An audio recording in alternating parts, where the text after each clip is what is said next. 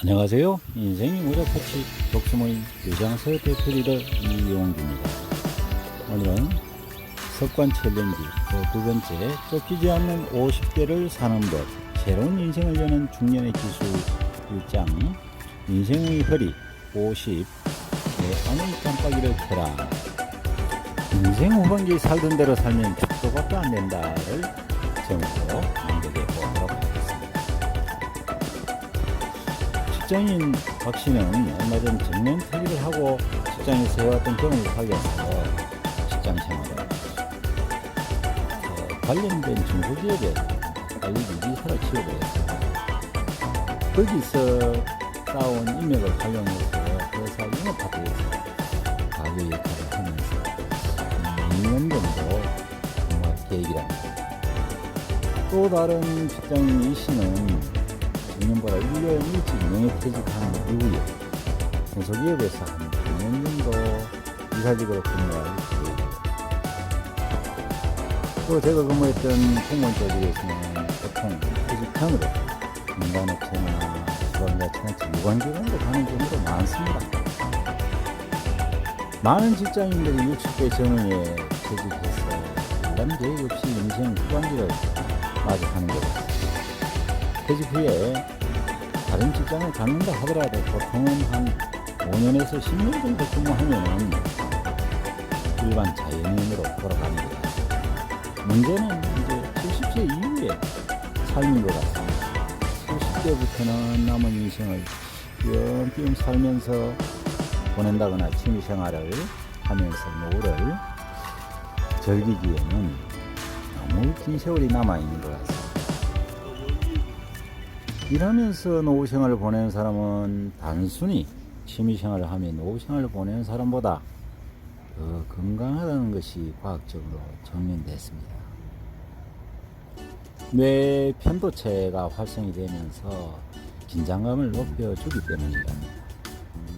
노인 세대나 베이비 부모 세대들을 보면서 생각한 것은 늦어도 50부터 인생 후반기를 준비하지 않으면 80세 이후에도 활기찬 노후 생활을 즐길 수 없다는 것입니다.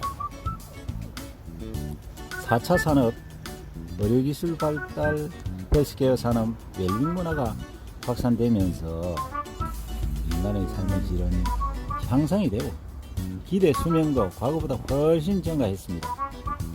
바야흐로 120세 세대가 서서히 펼쳐지고 있는 것 같습니다. 베이비 부머 세대 은퇴 전쟁이 마무리되어 가면서 세대 교체가 본격화되고 있습니다.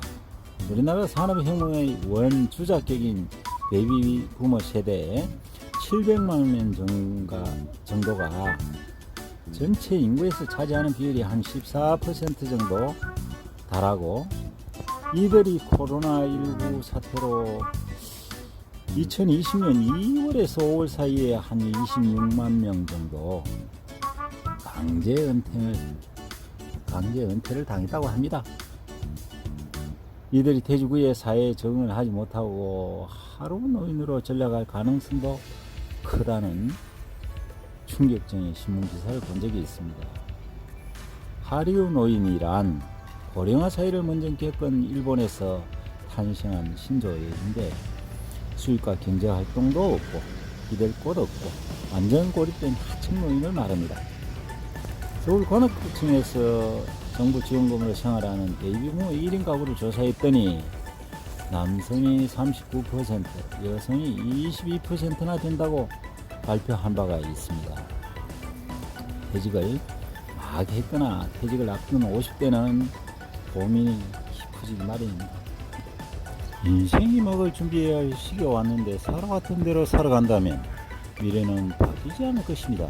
실제 내가 근무하는 직장에 퇴직을 앞둔 동료 직원들에게 설문조사를 해봤더니 대부분 퇴직 후 일자리를 구해야 한다는 것에 대한 막연한 걱정과 미리 준비하지 못한 아쉬움을 토로하는 내용이 있었습니다. 특히 퇴직 후 무엇을 할 것인지 고민해 보겠다라고 말하는 분과 구체적인 계획이 없이 어떻게 되겠지 하는 분들이 대부분이었습니다. 이제는 지난 시절보다 현재를 직시하고 미래를 어떻게 살아갈 것인지 고민해야 할 때입니다. 이를 위해 홀로 조용히 자기 내면과 대면을 하며 인생 후반기를 어떻게 살 것인지 생각할 시간이 필요합니다. 내 마음 안에 소중하게 형성된 자아가 바뀌지 않으면 내 미래도 현재와 별반 달라지지 않을 겁니다. 이것을 자아상이라고 합니다. 자아상은 스스로 만들어가는 것입니다. 지금까지 이대로 잘 살아왔는데 내가 뭐하려고 변해야 한단 말인가? 그냥 대충 살다 가면 되지. 라는 사고만큼 위험한 것이 없습니다. 인생은 오래 사는 것보다 얼마나 가치 있게 사는지가 중요합니다. 아무리 살 날이 많아도 삶의 질을 채우지 않으면 그 성세월처럼 보내는 나날을 살아간다는 의미하는 것입니다. 10년 된 중경당으로 퇴직한 박씨는 주유소 보조원, 아파트 경비원 등으로 다양한 직장 생활을 해오다가 최근 건강이 안 좋아져서 이걸 중단했습니다. 퇴직 후에도 당뇨, 고혈압 등 성인병이 있어서 약을 복용했는데 요즘은 병원 가는 횟수도 늘고 약 복용하는 양도 굉장히 많아졌을 겁니다. 확실히 나이가 들수록 건강이 더 좋아지지 않을 겁니다. 따라서 70세 이후에 삶의 질도 급격히 떨어질 것입니다. 우리 부모님 모두 80대 중후반에 돌아가셨는데 10년 이상 병원을 일찍 다녔다. 식사 때마다 복용한 약이 거의 밥 먹는 약과 비슷했습니다. 이 모습을 보면서 인생 후반기 건강에 적신호가 켜지면 모든 것이 무너진다는 것을 절실히 깨닫게 됐습니다. 건강은 인생 후반기 삶의 질을 좌우하는 가장 중요한 덕목입니다. 인생 후반기 건강을 잘 관리할 수 있는 시기를 50대로 봅니다. 부모 세대, 베이비 부모 세대 등 기성 세대들은 그 당시 사회 환경에서 오는 조건으로 인해 건강을 돌보지 못했던 분들이 많습니다. 50대부터 건강 관리를 잘 시작한다면 인생 후반기는 안정적으로 항해할 수 있을 것입니다. 한마디로 인식의 변화, 패러다임의 전환이 필요합니다. 50대 이후 인생 후반기를 준비할 때 자신과 환경도 중요하지만 노후를 대비해야 하는 삶의 태도와 마음까지 더 중요합니다. 50부터 인생 후반기를 차분히 준비해야 합니다. 무엇이든지 시작이 늦은 때는 없습니다. 지금이 최고의 시기입니다.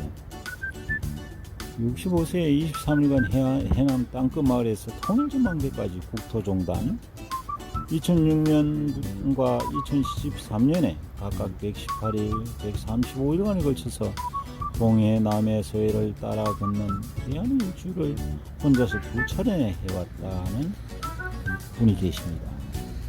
해외에는 산티아고 슬리피, 몽골, 바이칼, 캄보디아, 베트남, 네팔, 인도 등도 다녀왔답니다.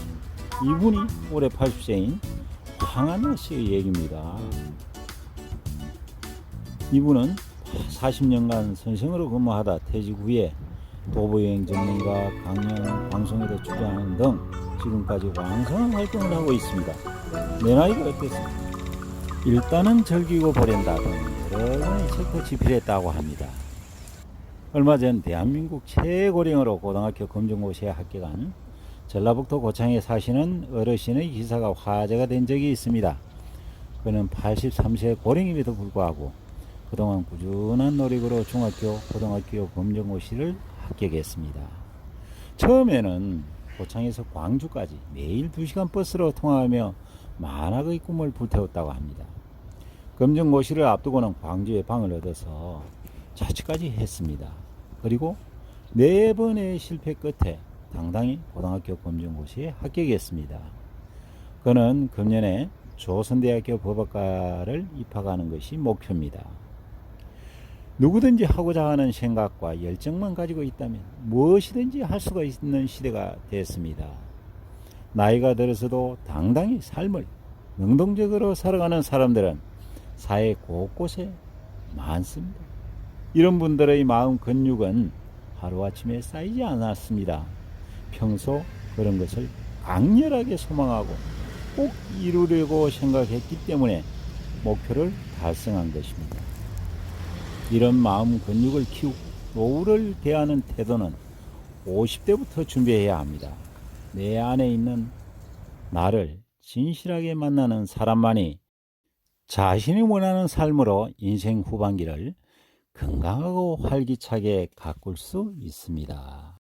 이상은 이목은 작가가 짓고 인생의 모자 코치 이용규가 낭독했습니다. 지금까지 시청해 주셔서 감사합니다.